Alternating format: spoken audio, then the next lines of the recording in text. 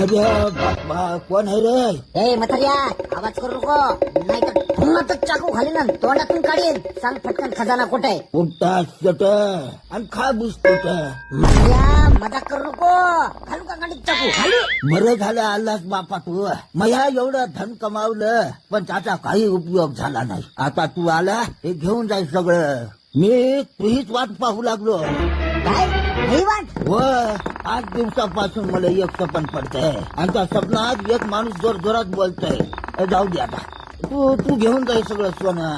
हो बापू हा काय म्हणू लागला तू स्वप्नातला माणूस? सांगा ना मला. सांगू? हो हो हो. त्यो म्हणतोय ए बंड्या, अरे बंड्या ये ये.